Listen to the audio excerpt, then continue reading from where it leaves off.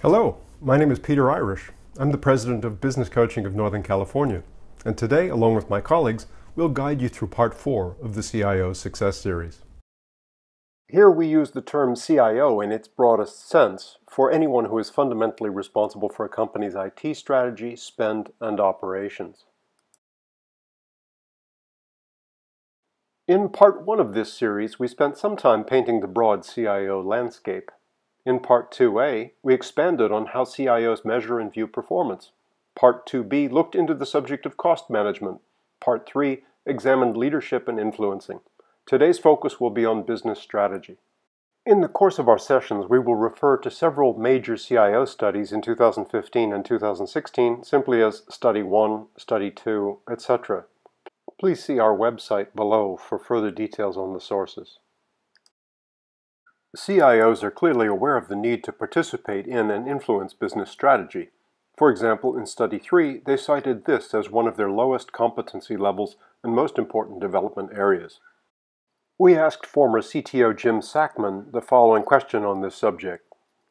In your experience, what factors differentiate a CIO contributing to strategy execution by providing competent IT support for the business versus a CIO actually shaping strategy by using IT?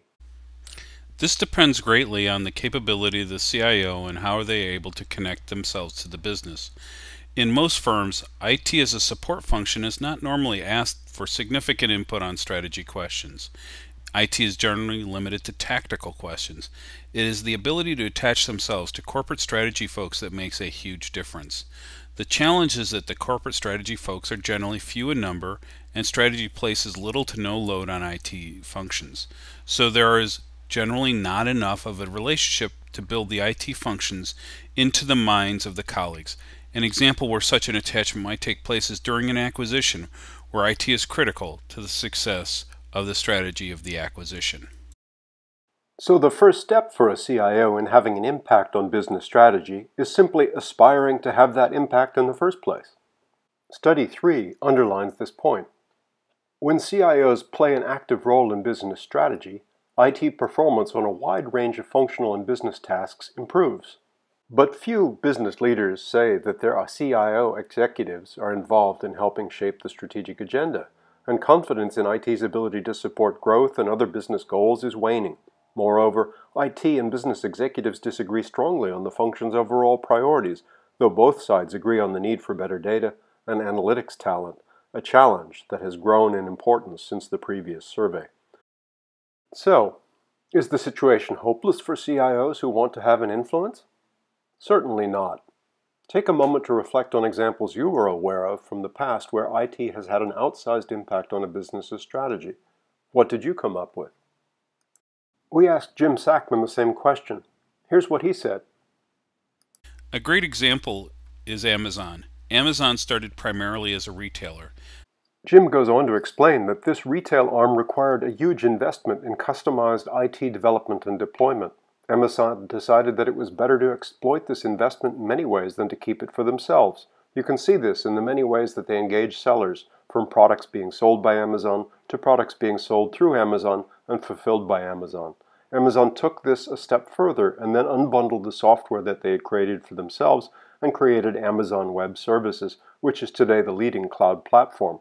You can see how IT shaped the business of Amazon as it has grown. Study 3 highlights the gap in the perception of IT's role between IT and business management. As digitization spreads, executives say their companies have dramatically expanded their use of IT to improve the effectiveness of business processes since 2012. Yet survey results indicate that there is little awareness of or agreement on how IT can meaningfully shape a business's future. IT and business executives still differ in their understanding of the function's priorities and budgets. Nearly half of the technology respondents see cost-cutting as a top priority, in stark contrast to the business side, where respondents say that supporting managerial decision-making is one of IT's top priorities.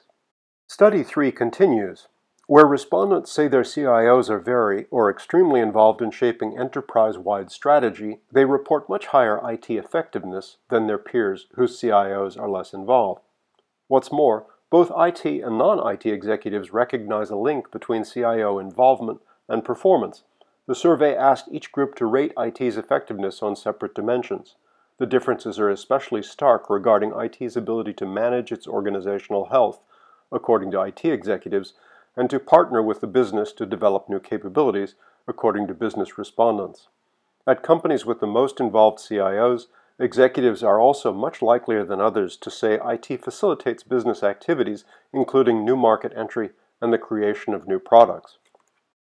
But can a CIO always have influence on strategy?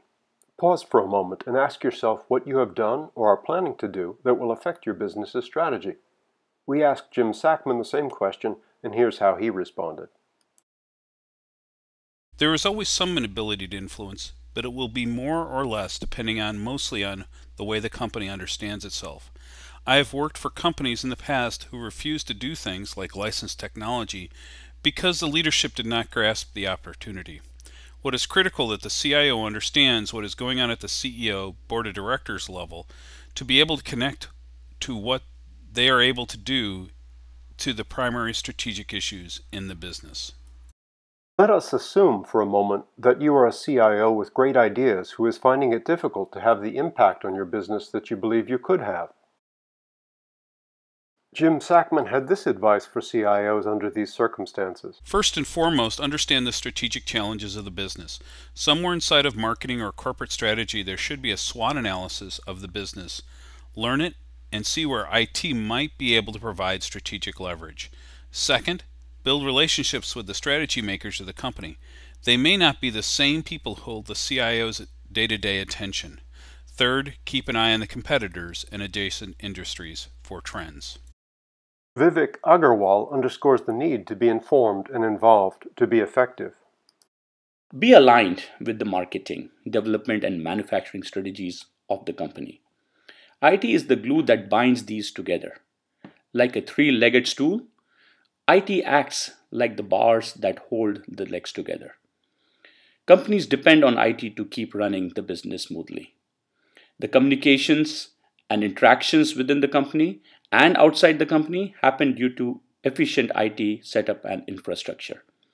Hence, it's absolutely essential for CIO to be aligned and be in sync with the business and engineering strategies. This can be achieved by having regular strategy reviews and having one-on-ones with marketing and engineering team heads. Above all, this means that you, dear CIO, must engage with your business's challenges. Here are a few ideas. Examine your company's competitive landscape. Investigate competitors.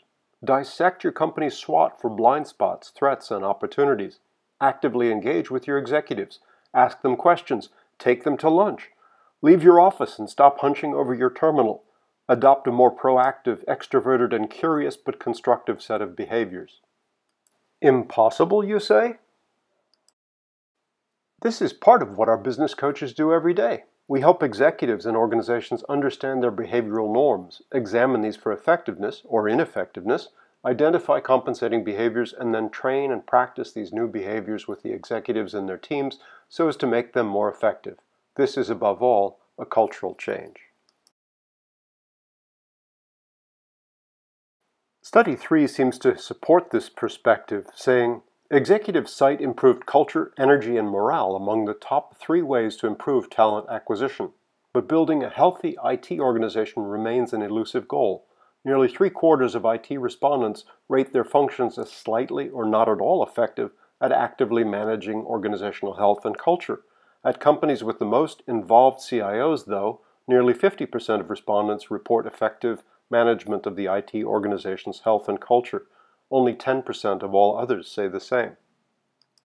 Many organizations are complacent, however. They feel they have achieved a high enough standard and further change might negatively affect incumbents, rocking the boat, as it were, and causing defections, always a risk and a real concern in talent-starved segments like IT. On the other hand, an organization that is open to learning, that is improving communication and influencing skills and opening the toolkit of emotional intelligence, is a deeply interesting opportunity for millennials and indeed all age groups. At least that is our experience in facilitating scores of team development programs. We asked Jim Sackman for his advice to the CIO seeking to have more strategic impact. Here's what he had to say. As with all influencer strategies, remember the most important radio station of all time, WII-FM, or What's in It for Me. If the IT function wants to be connected to the strategy folks, how can you help them? If you are doing competitor and adjacent analysis, give it to the strategy folks. How about giving them information about new trends generally in the IT world? These folks have to scan the environment all the time.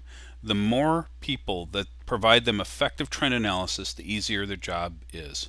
Remember, givers gain. This is a wonderful opportunity for IT managers and executives. Look around. Collect examples of industries and sectors affected by IT-facilitated disintermediation or other effects. Let's pause for a moment and see how many you can come up with. We've already mentioned Amazon's disruption of retail and Uber's impact on the taxi industry. What about LegalZoom or Rocket Lawyer in the legal profession? TurboTax's impact on tax preparation, ZocDoc on medical service providers, Yelp, Urban Spoon, and TripAdvisor on travel and hospitality. The list goes on endlessly, and so will the innovation. Look around and look ahead. Sometimes an external perspective can be helpful too. Someone who may not know your industry so well, but who has seen this process of destructive recreation in other, perhaps related industries, and who can facilitate a strategic review. Someone like a focal point business coach, for example. Jim Sackman is working with one such company, like many others, suffering from a highly competitive labor market in the consumer services sector.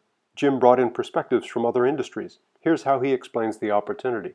Many people don't see how smaller businesses can be impacted by IT-centric trends.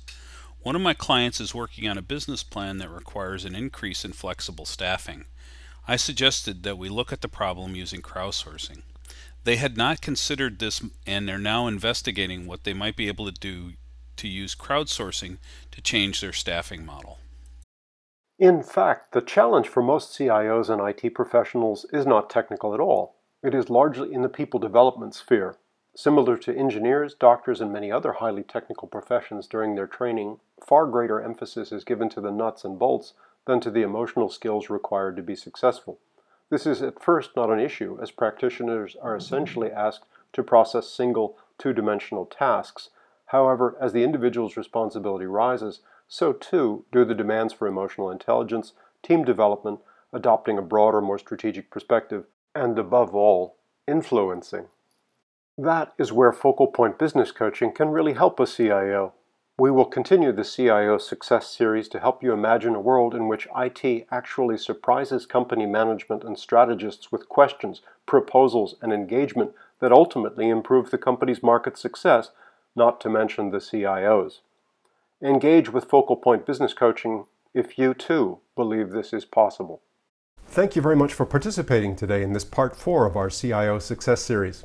I'm Peter Irish, President of Business Coaching of Northern California, saying thank you very much, and I look forward to seeing you again.